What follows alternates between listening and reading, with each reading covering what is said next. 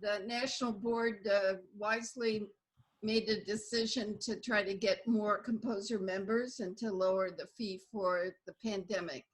So that membership would be good until January of 2022.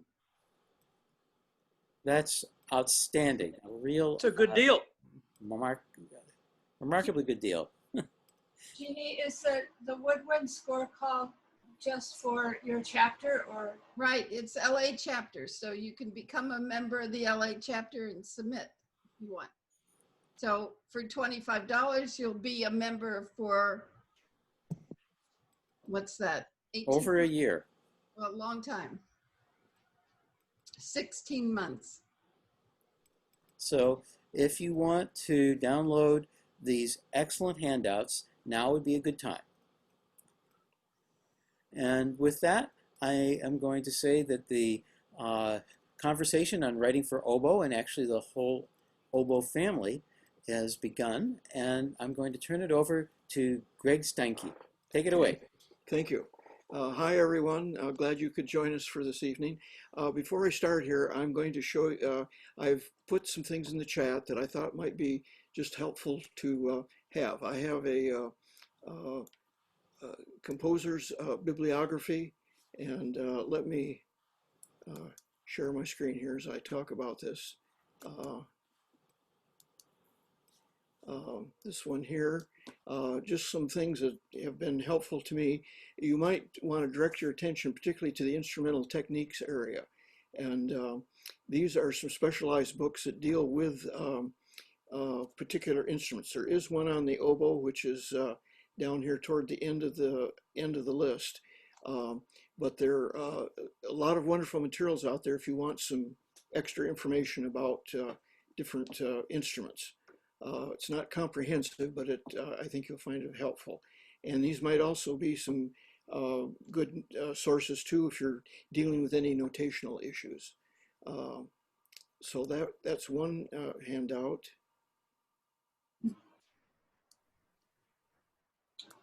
And let's see here. Then and then I've got it. I'm sorry, this is Liz. I went to chat and I lost you guys. Can you zoom me back in? It's Liz. Okay, I can see some people, but I don't see the chat window or anything else. Liz, I'm just going to have to go ahead here. Or go ahead. Okay. The second thing is another kind of general worksheet called Composer's Toolbox, and these are some links to things dealing with licensing primarily, and just some other helpful things that you might be able to use. I don't have the latest. The one thing I don't have there is the new MLC, which is a new licensing collective that will become effective next January. But again, I hope these will just be helpful things that might be of use to you. And then last is a little syllabus on special effects for oboe. I'll cover this a little later on in my remarks, but this is what you'll be looking for, just some special effects that you can do. And I'll talk in more detail about these a little later on. But first of all, I just want to start talking about the oboe in general. Basically, the oboe is one of a whole family of double reed instruments. In the treble area, there's the oboe, oboe d'amore, English horn, bass oboe or baritone oboe, and heckelphone. I'm going to speak primarily about oboe and English horn because the other ones are not that easily obtained unless you live in an area where you've got people who are doubling or they have access to these instruments. The heckelphone has been around for many years and is probably best known for its use in the Strauss opera, I think it's Electra, and also in The Planets of Holst. It's not been used that much, but believe it or not, there are some players here and there, primarily in the LA and New York areas. And it's got a wonderful sound. I do not have any recordings I can share of it as a solo instrument. It tends to be found as an orchestral instrument. The oboe basically is an instrument that has its most effective range probably from low C, starting middle C, up to about high F above the staff is kind of its working range. Certainly you can go down to low B flat, which is part of its range. And instruments today go down to that low note much easier than they did when I first started playing oboe many, many years ago.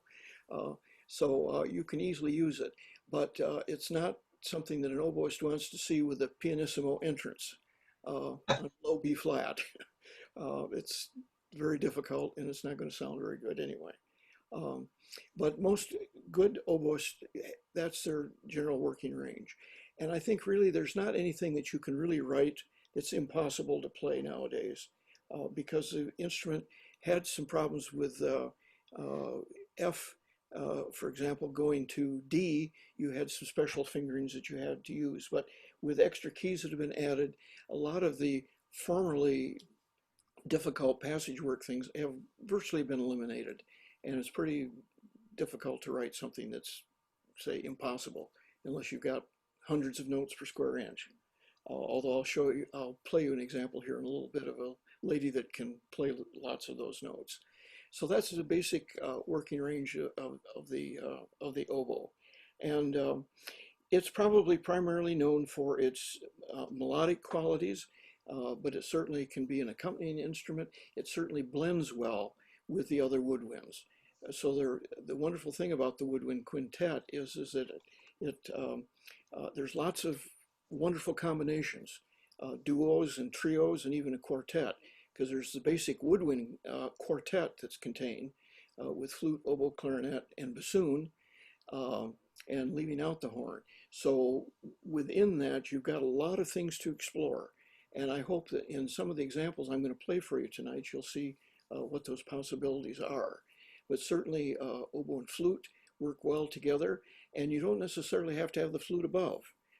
You can do some very effective writing putting the oboe above the flute, even above the clarinet, or below the clarinet. Those all produce quite different effects. And good woodwind players really, generally, if they have much orchestral experience or chamber music experience, really know how to skillfully blend sounds that a composer may put together. And if a quintet is played together a little bit, they have gotten used to each other's qualities of sounds and know how to do that blending very skillfully. So I think you can count on that. If you're dealing with a quintet that is not played together, you may tend to get a sound that's going to sound like 5 soloists playing. And I know many years ago when the Philadelphia Woodwind Quintet was playing, that was a criticism that was given to that group, although I thought they played very well together. But some people felt that they didn't blend that well because they weren't really a fixed group. Only when they got together to do recording, they didn't do much concertizing. But that's not so much the case anymore. If you have a woodwind quintet, the ones that are generally giving concerts are people that have usually played together a little bit and really know how to skillfully blend their sounds. And if they've tuned carefully and are listening, you can really get some wonderful combinations. I think other than that, that's all I really wanted to say. What I wanted to do is to go through some examples of some oboe solos, just to give you an idea of some of the different kinds of melodic lines. This is by no means exhaustive, but it's just some of kind of my favorite passages. And I thought that these might be great for you to hear. I'm going to start with a couple of sonatas for oboe and English horn, the Hindemith sonatas, which really are extremely well written. They really require incredible pianists to be able to play them. I've played them over the course of my career, and these are not pieces that you can tackle with just any pianist because the piano parts are a real bear. But the oboe writing and the English horn writing are very good. So let me get my screen shared here, and I'll start with the Hindemuth Sonata and give you a little taste of that.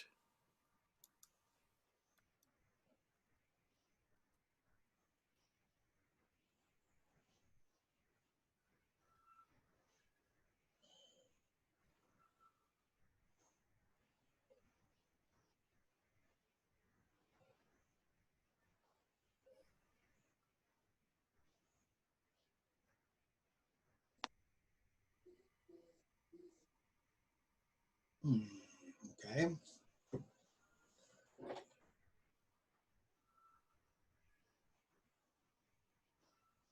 I got nothing.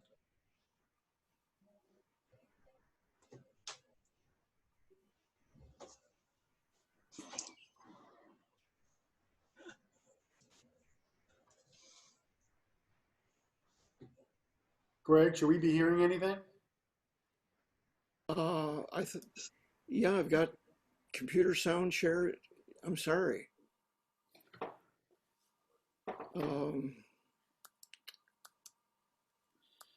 Let me just do this advanced thing and see if that's better. Terribly sorry.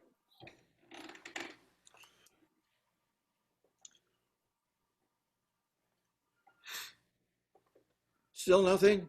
Nope. Nothing. Oh, Zoom.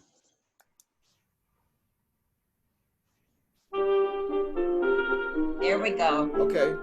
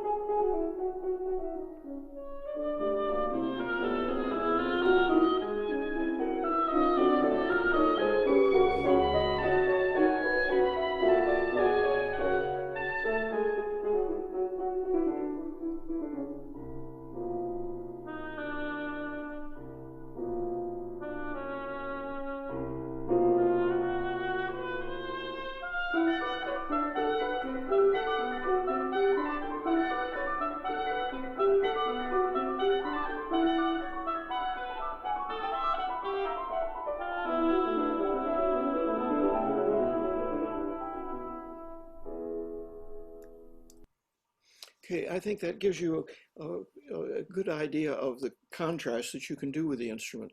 Long lyrical lines, you can work throughout the range of the instrument and go down quite low, as it does at one point, and can be fairly easily controlled.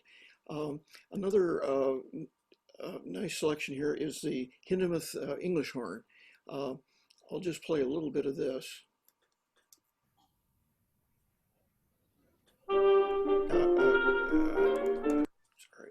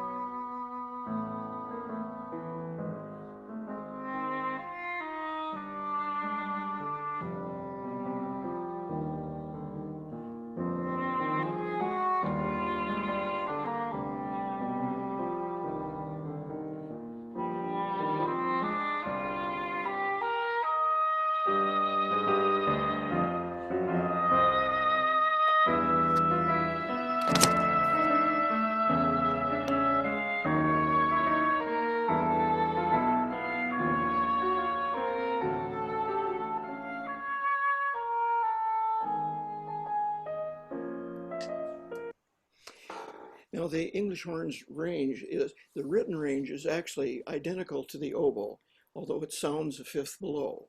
So your transposition is up a fifth. And even some more modern English horns now even go down to low B flat, which is sounding E flat. But again, that's not something you could really count on, and it again would have some of the same control problems that you'd have on the oboe. But in terms of the written range is exactly the same, but keeping in mind that it's sounding a fifth below. Oboe d'amore, also same, it has again the same written range, but it sounds a minor third. It's in the key of A. And Oboe d'amore, I didn't have any really good examples to play for you tonight, but probably its one of the more famous ones is in the Bach Magnificat. There's a very long Oboe d'amore solo there. And in the St. Matthew Passion, there are some solos. And several of the cantatas have good examples. Strauss also uses it in the Domestic Symphony, represents the baby in the family. And also big solo in Ravel's Bolero. It's an instrument that really should be used more and more oboists do have it available, much more so than a few years ago. So it provides a wonderful contrast and is a little gentler kind of sound than either the oboe or the English horn, kind of in between. And that offers some other possibilities. Now, I just want to go ahead and play some other composers, just showing the solo things with the oboe. This is the opening of the Poulenc Sonata for oboe and piano. And it was one of the last things, if not the last piece that Poulenc wrote. It's really a lovely piece and extremely well done for the oboe.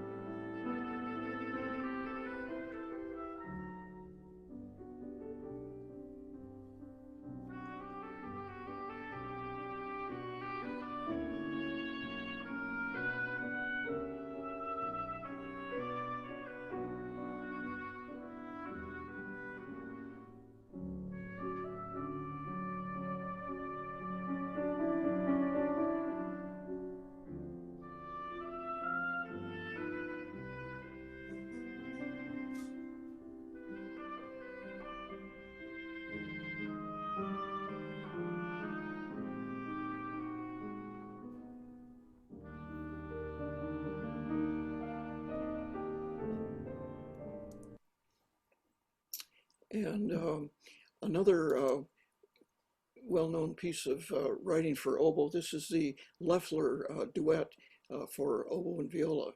The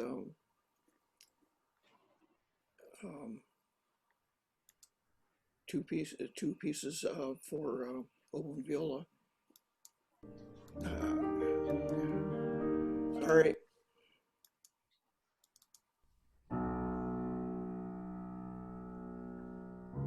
I'm going to bump this ahead just a little bit.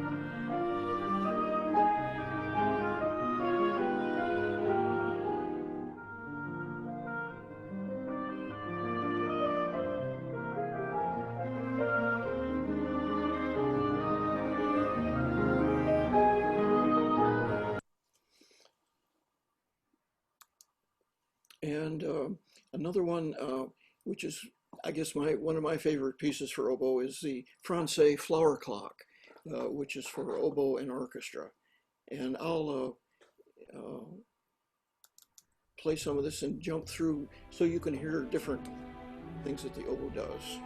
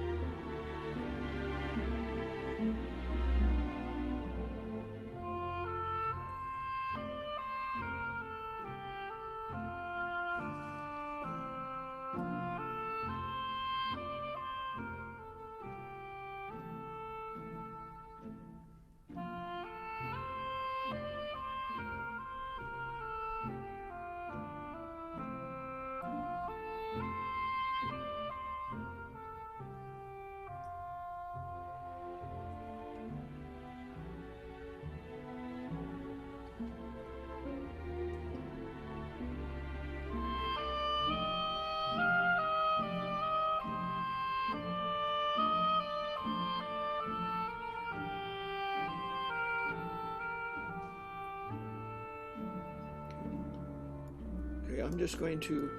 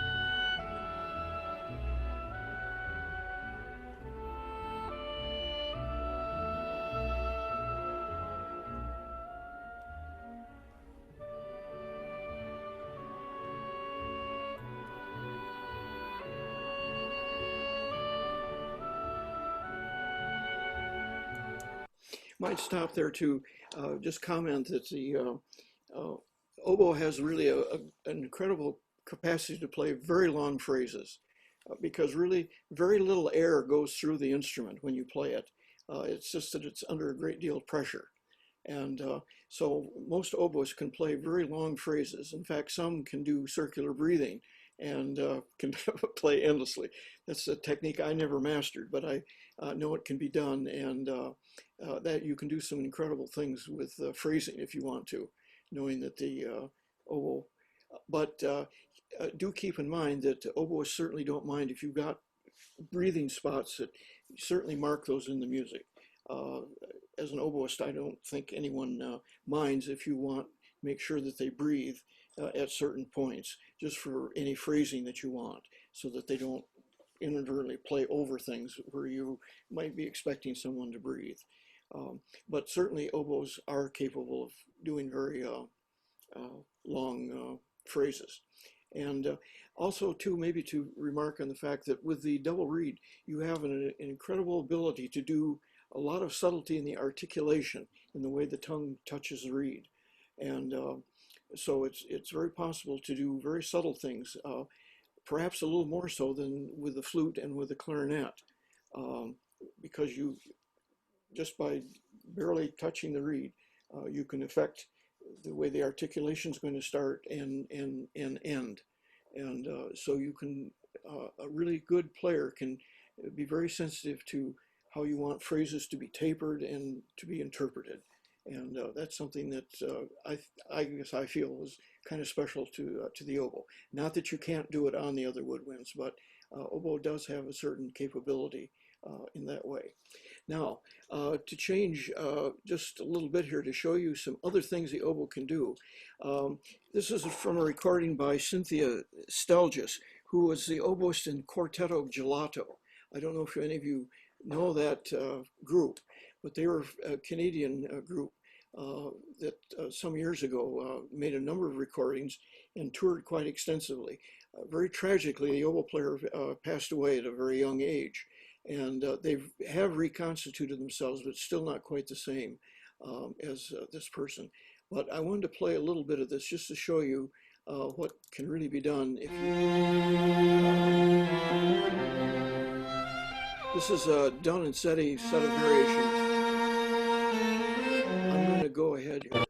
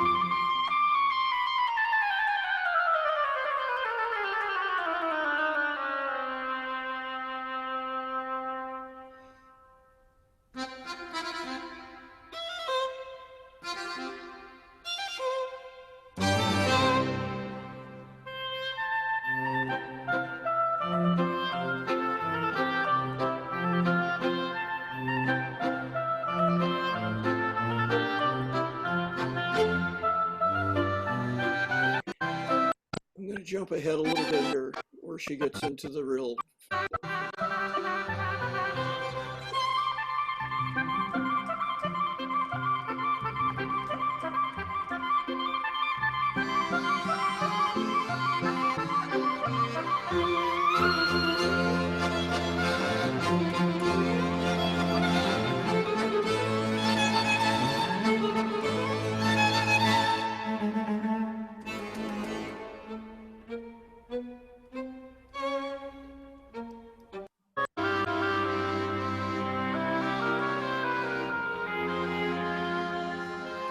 Okay, I think that gives you an idea. So if you've got, there's some oboists that have some incredible technique and can really give you a lot of notes if that's what you'd like. So it shows. Now, I want to jump to kind of another, kind of in a crossover way, with the group Oregon. Paul McCandless is the oboist in that group and has done some wonderful things. He's an incredible doubler, but his main instrument is oboe. And this is just a little excerpt from that group. Let me get past their introduction here a little bit.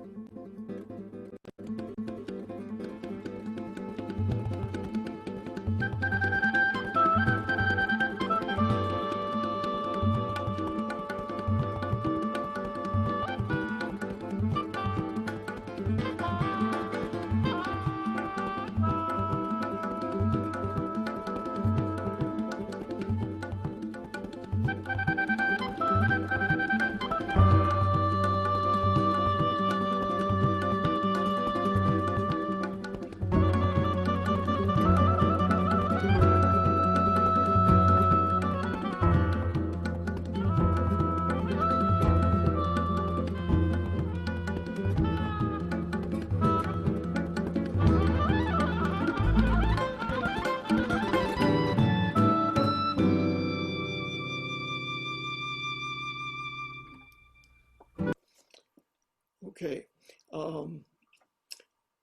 Now to kind of finish off sort of the solo part of this, before I go into some examples out of the quintet repertoire, I wanted to use an example from one of my pieces, which is called 4 Desultory Episodes for Oboe and Tape. And let me share something different here. Just give me a second.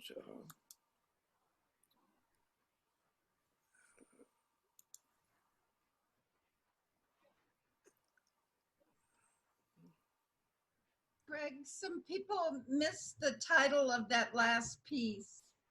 Oh, the last piece. It's called June Bug, and it's off from it's off from the group Oregon, and it's from their Roots in the Sky album. They released quite a few things, and Paul plays on all of them. I mean, there's lots of examples of his oboe playing, But if you just go to iTunes or Amazon, most all of the albums are available, and they have some wonderful pieces. The full group, Paul McCandless was on oboe, Ralph Towner played keyboards and guitar, Glenn Moore was on bass, and in the original group, Colin Wolcott was on percussion. But Colin very tragically died in an auto accident while they were on tour in Germany back in the late 80s. And since that time, they've had a couple of other percussionists take over. But Colin was incredible percussionist, played tabla and sitar and a lot of things. But if you're not acquainted with that group, you might want to give it a listen because it's a little hard to describe it. I mean, it's jazz, but it's really kind of a crossover group between jazz and world music. And they just have some wonderful, wonderful pieces. Now, I'm trying to find what I wanted here.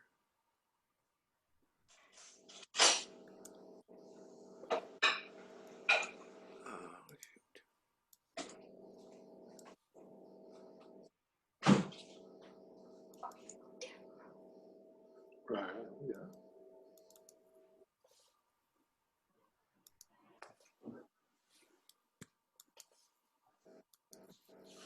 Okay. Can you see this one? It says working syllabus. Is that showing up? Yes. Okay. I've just put together kind of a syllabus of some of the special effects that can be done on oboe. It's very possible for, the particular score call that we're kind of speaking to here, that this may only have limited application, but there are a lot of nice special effects that oboe can do. There's a whole range of harmonic sounds that can be done by fingering these notes here, and they produce harmonics a fifth and an octave above, all the way up. And these are readily successful, readily done by any good oboist, and kind of give a very nice effect with the instrument. There are also some double harmonics that can be done, and these sometimes can tend to sound a little bit on a multiphonic side, but they're just an additional effect that you can do. Flutter tonguing can be done on the oboe, although usually most people, like on the clarinet, tend to do kind of a growl or a guttural sound in the throat to simulate flutter tongue. But it has been called for in several different pieces over the years. Then there's also a added key trill, and this can be done most easily on the A and the B by fingering that, and then adding notes in the right hand, as I've indicated here, and it produces kind of a timbre kind of trill, or an alternation of timbres. And then the thing is that on any note, if the oboist manipulates their lip pressure, there's incredible amounts of multiphonic capabilities just done by manipulating the reed. But that's something that you would need to experiment with an oboist on a one-to-one basis. The multiphonics are something that are very easily done, and there are several books that deal with this.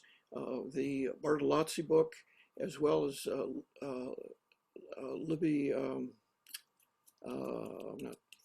Libby's book, I can't give her last name, has charts that offer all kinds of possibilities. Shortly I'm going to play you the first movement of my piece, which will give some examples of this and how it works. There's also the possibility of double trills, and this works between E flat and D and A flat and G, and that's because that you can alternate the keys on alternate sides of the instrument, trilling first with one finger and then the other, and it gives kind of an interesting effect of a kind of a double trill. And and the two most easily done ones are on those two sets of pitches.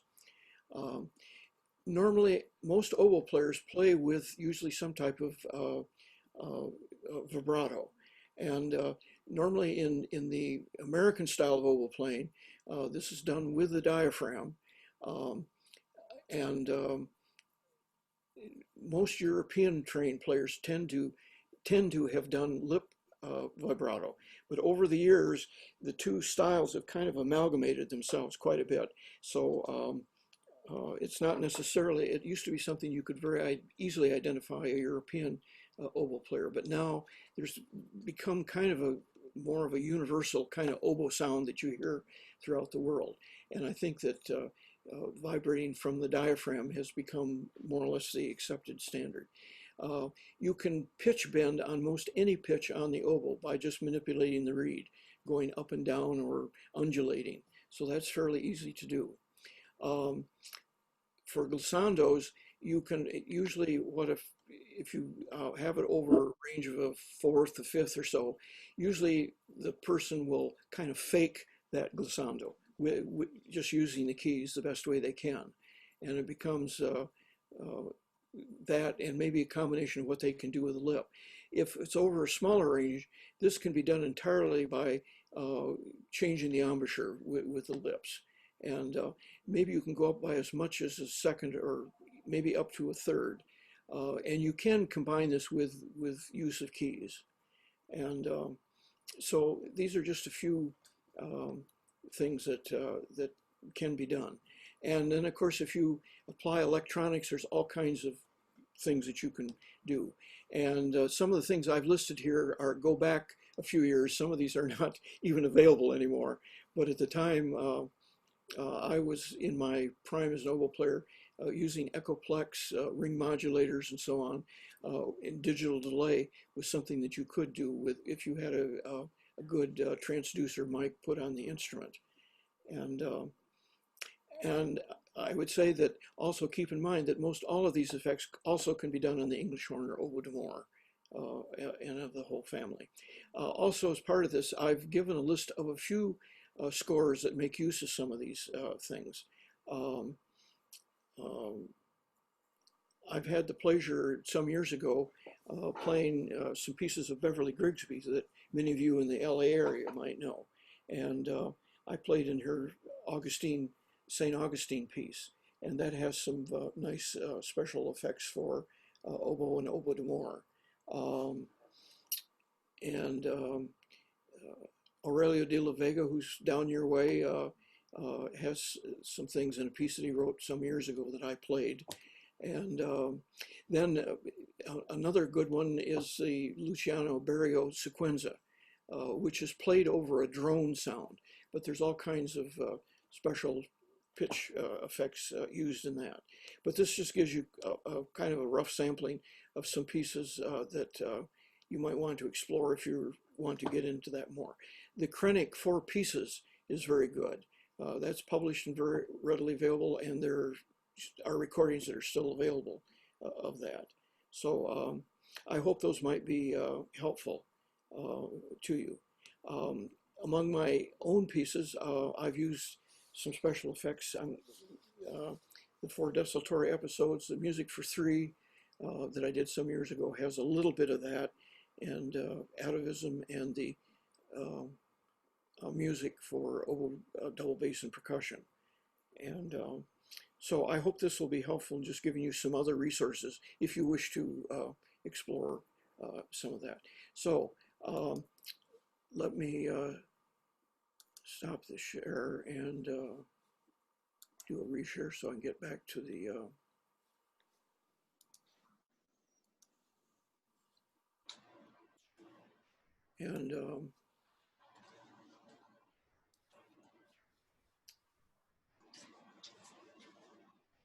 I'll just play you this movement in its entirety because it gives you a pretty good sampling of the different things that can be done.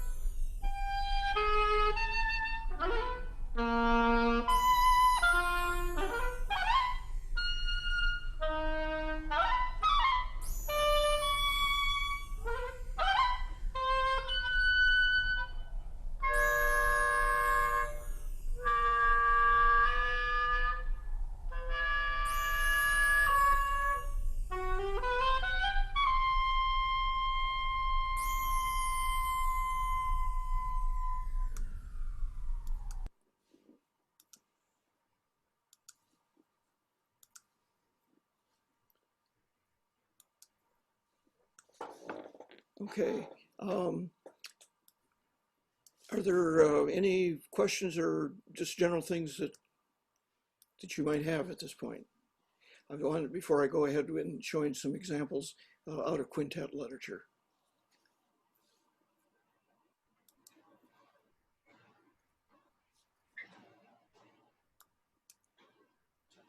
Okay, if not, I wanted to go through some examples of oboe and fitting into the quintet. Probably one of my favorites is the Barber Summer Music, and so let me get this shared just 1 second here.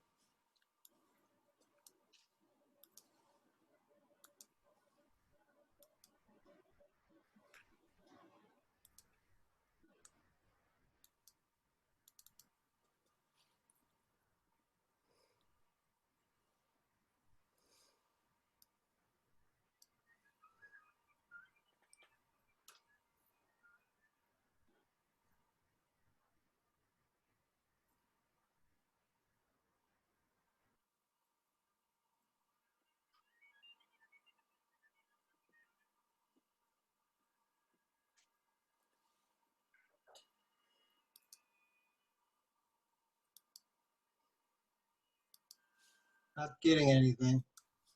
Yeah, oh, nothing at all? Nope. Oh dear. What did I root?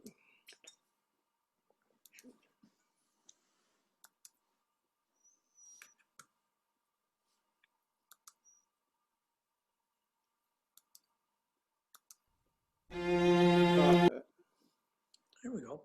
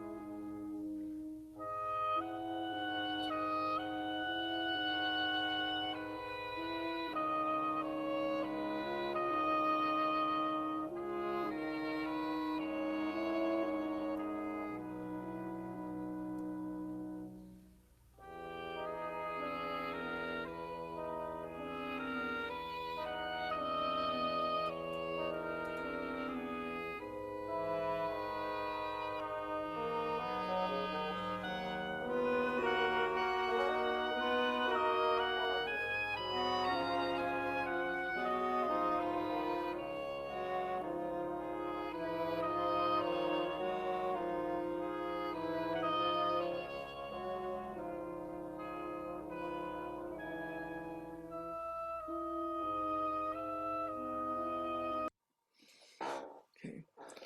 So that shows you that very nice long phrasing that is possible on the oboe. Now to switch gears a little bit, I'm going to go to a piece of Mio.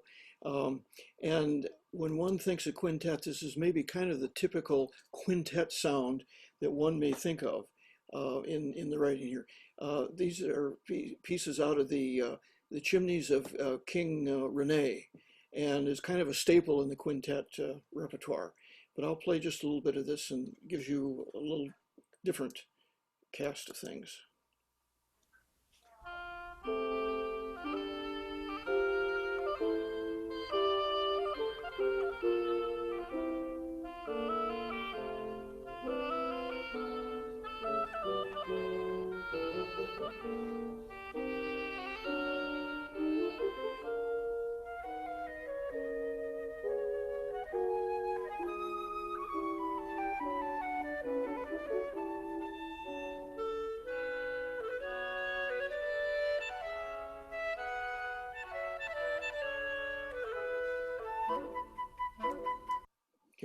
And then towards the end there, you can see that the oboe comes in underneath and acts as the lower part of the ensemble.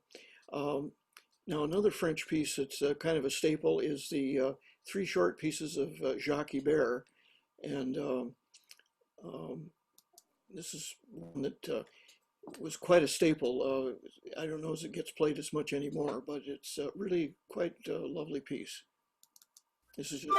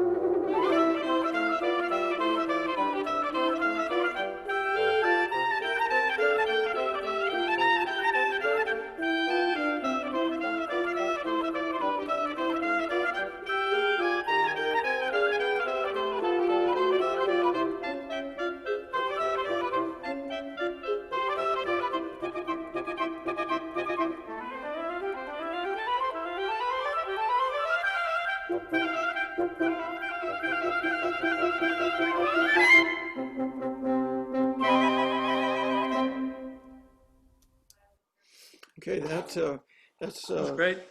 really quite a lovely piece. It's a lot of fun to play. Not an easy piece. The oboe part's a little tricky, particularly that opening solo. A lot of cross fingerings to deal with, but it really works well. And I think it gives you a good example too of how the different doublings can work in the quintet with flute, oboe, clarinet, and the fact that you've got to have people that can really have good ears and can tune well to make all those octaves work. But it's really a very nice sound. Now to jump into something a little different is the Paul Hindemith Quintet, which is again a staple of the repertoire. But it's a very effective piece, and I'll play a couple sections out. This is the first movement.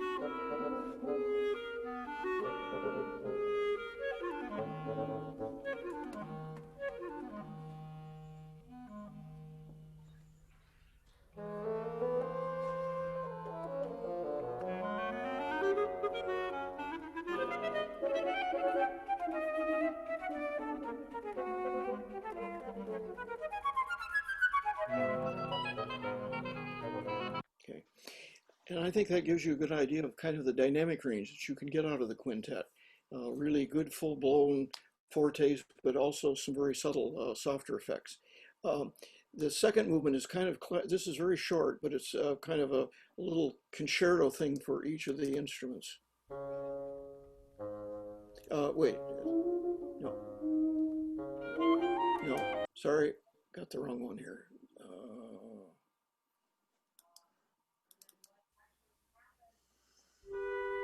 No, I'm thinking.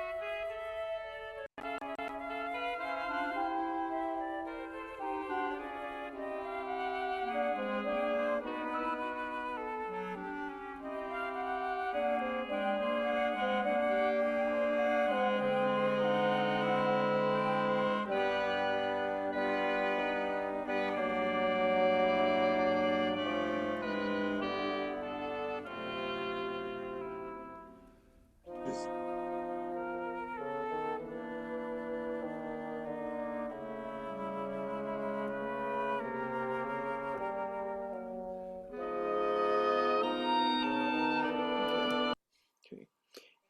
This is the thing that I was thinking of. It's in the fourth movement goes right into the fifth. This is what I was thinking of.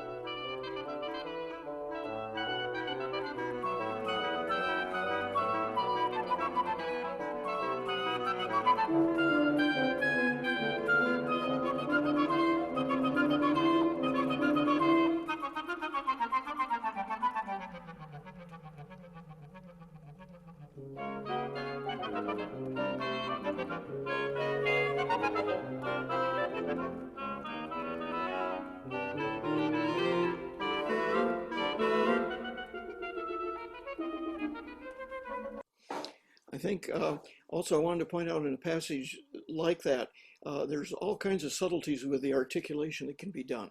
And each of the woodwinds are capable of different really different kinds of staccato and legato tonguings.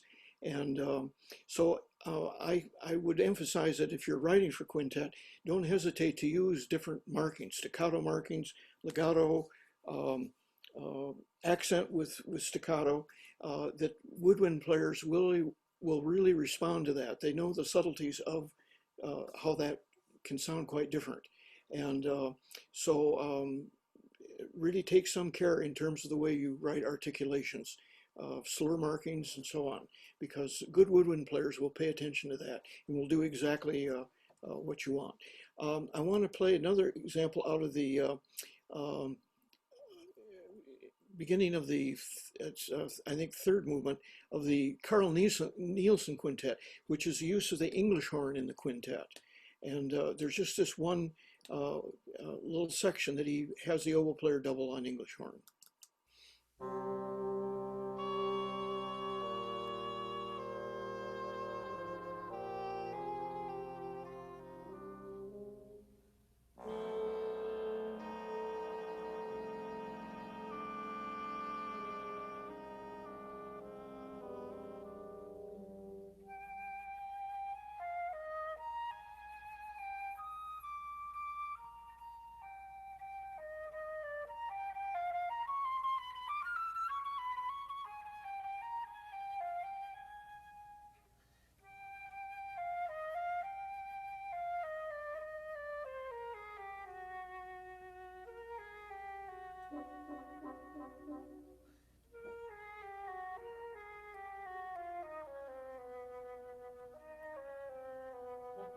Okay.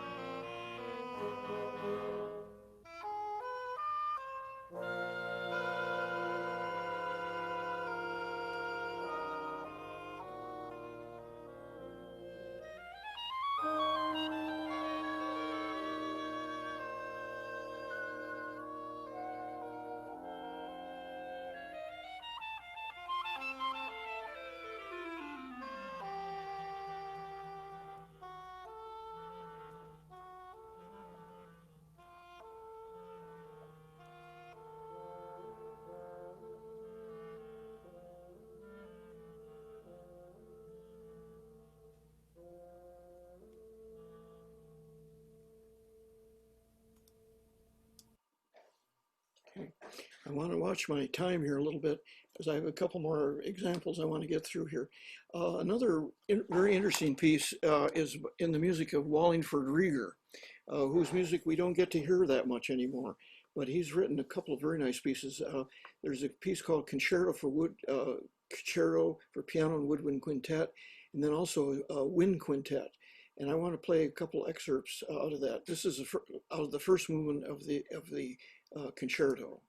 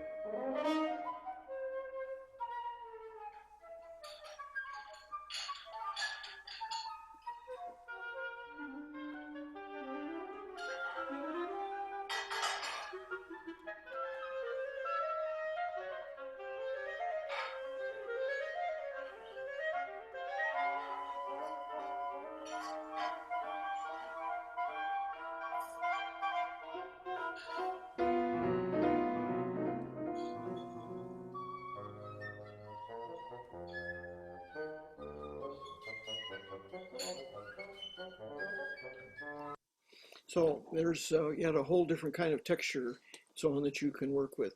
I want to play just a little bit out of his Wind Quintet, which is a little later work.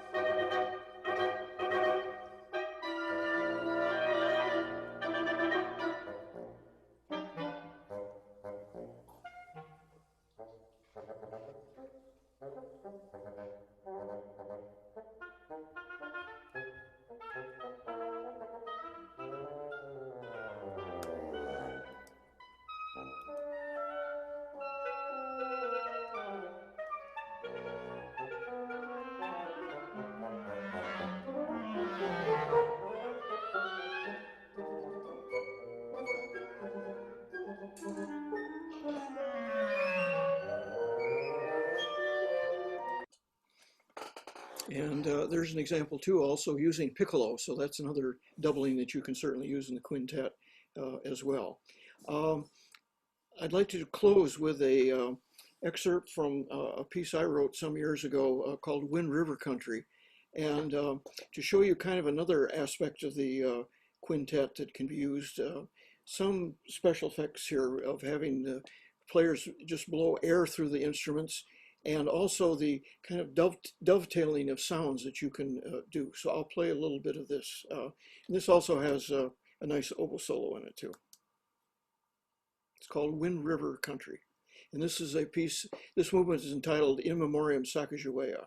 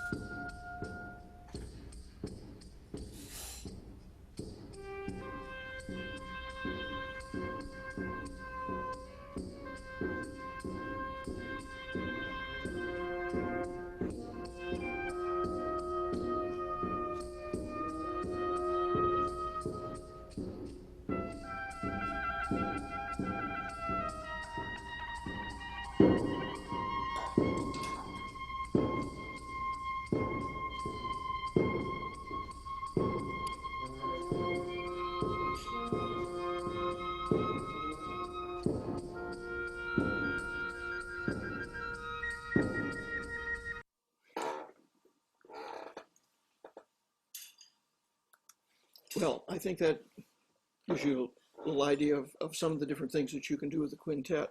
Are there any questions or any more information that folks would like to have?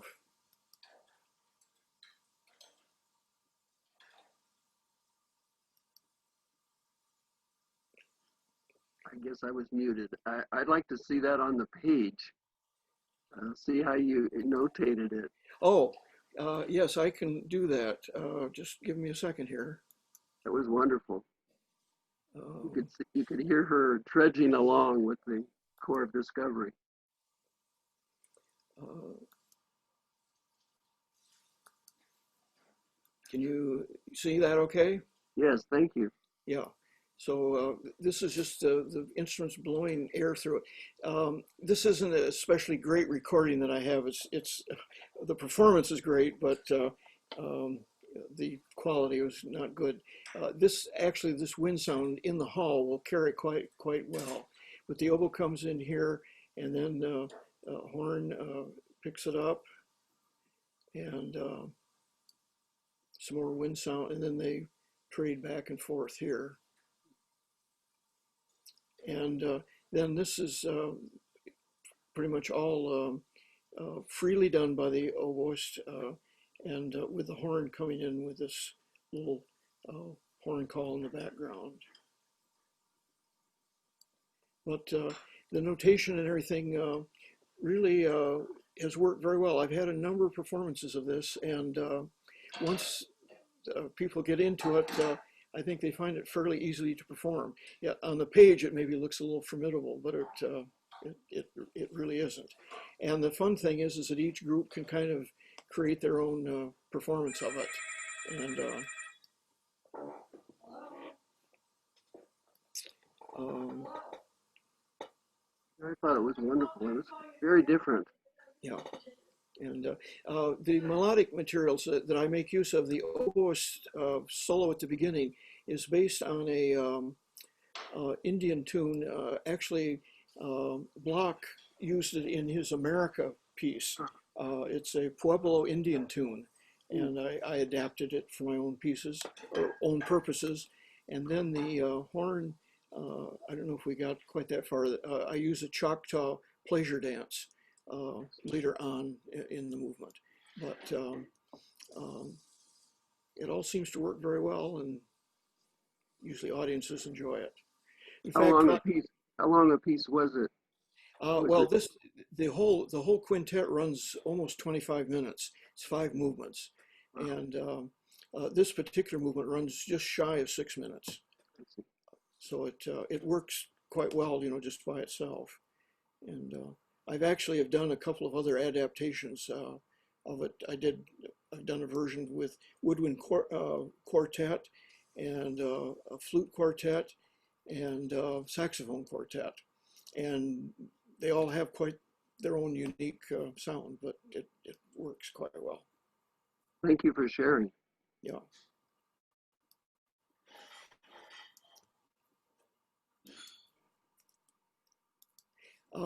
Now, I don't know, do any of you need me to recap some of the pieces I played for you tonight? Because I'd be happy to do that. If you want to go back and spend some time on your own with them, I can review what I played for you, if you'd like. Greg, I would love to hear your piece again.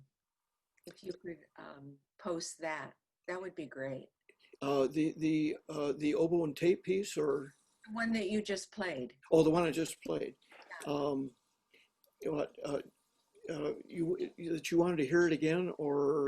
Well, yes, if you could post it. Not that I want to take time now, but it would be lovely to hear it again. Yes, I agree. Or tell us where to find it, please. Well, it actually is published by Trevco now. Right.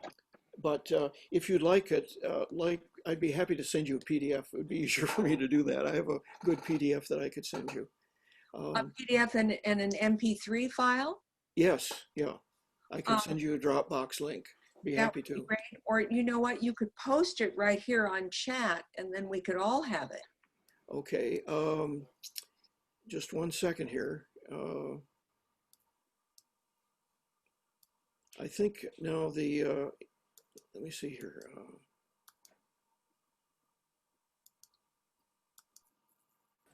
Okay. Okay. There's the score in the chat. Are you all seeing that? Yes, great. So you can download. Mm-hmm. And now just give me a second here, and I can give you the Dropbox link. I can post that in the chat. Just got to get the right window open here. Just give me a second, because I've got it in Dropbox.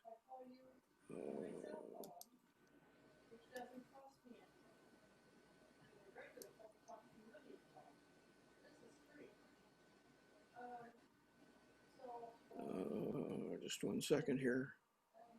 Find it.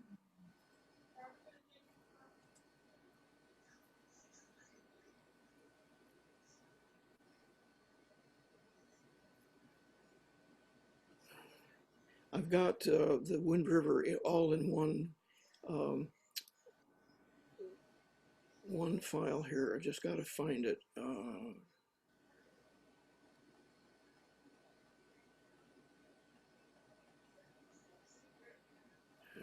damn.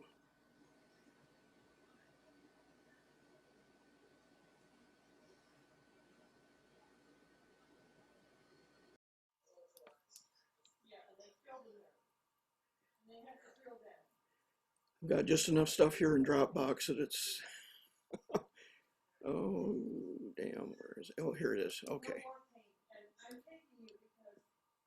Dropbox link.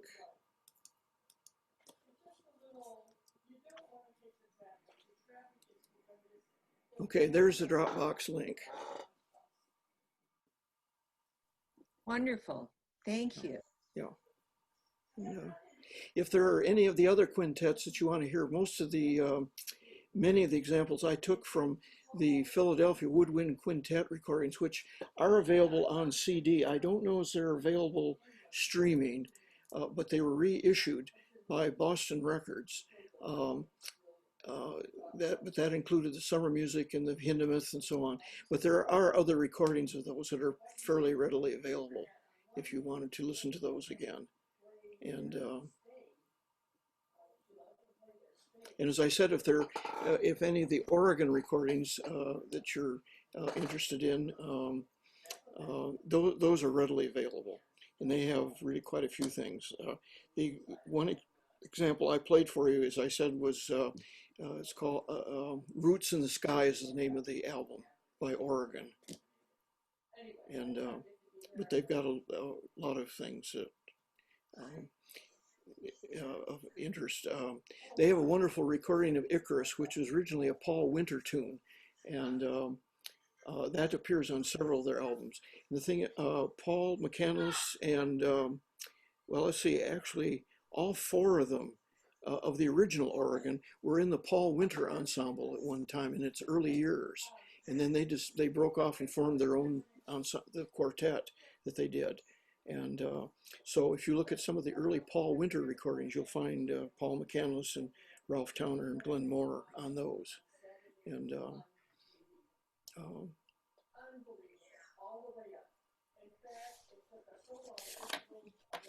so are there any more questions for Greg before we say goodnight? Next week we have French horn, right? yes. Want to tell us about your friend?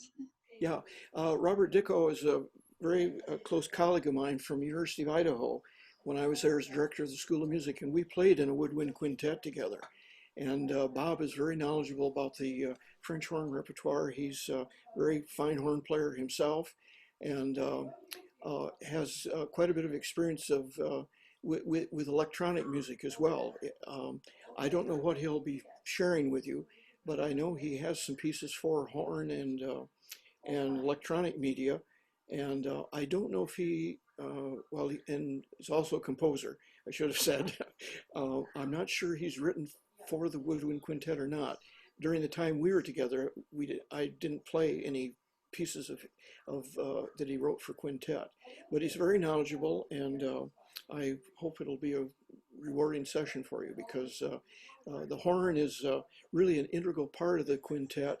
And it's kind of the leveling factor and a bridging instrument, really, between the upper woodwinds and the bassoon. And so it can function in a lot of different ways in the quintet. And I think the reason it ended up in the quintet is for that reason. I don't know if I've ever really read anything about how it was originally formed, but it's a form that goes clear back to the classic period, because there's Beethoven wrote for it as well as Mozart, and there are other lesser known composers that wrote for quintet, Reicha and others who wrote for that combination. And at that time, there was also certainly in the time of Mozart, the kind of the classic situation of having a wind orchestra, because Mozart wrote the Grand Partita, which is, two oboes, and I mean, it's a full complement of winds, basset horns, and clarinets, and so on. And Dvorak even wrote for his serenade for winds. Is kind of derivative of that. So there's kind of a tradition that goes back quite a few years. Although interestingly enough, in the 19th century, really, with the exception of the Beethoven, there's really very little that is written for the combination. Brahms didn't choose to. Dvorak didn't. Closest he came was the Serenade, and another composer, Ludwig Tui, Thuille, never quite sure how to pronounce that, has written a piece, sextet. But we really kind of, in our repertoire, jumped from classical literature into the 20th century. And of course, in the 20th century, there's quite a few examples and that emerged from the 20s on, particularly with Hindemith doing all of his kammer music pieces, one of which, of course, is the quintet I played for you. But he has other kammer music pieces that are bits and pieces of the woodwind quintet. And that's very interesting repertoire to explore. Those hardly ever get performed anymore, but there are some lovely pieces there. And then people like Rieger, Irving Fine has written lovely quintets, kind of in this style of Stravinsky. My oboe teacher, Paul Harder, wrote 2 quintets. I didn't have enough time tonight. I would have played a little bit of those. His first one is kind of a little bit in the style of Nielsen, and then the second quintet he wrote is a 12-tone piece.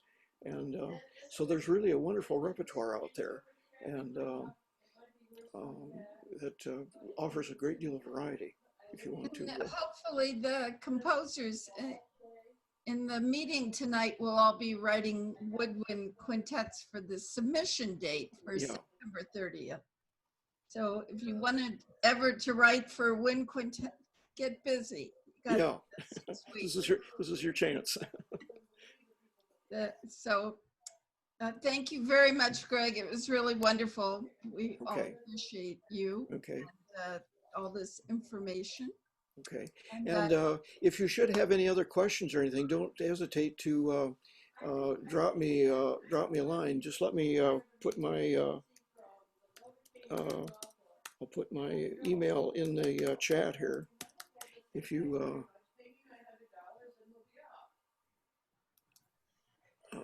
let's see, I'll just send this to everyone. Yeah. So if you have any questions or anything, or want me to look at a passage or something, I'd be happy to do that.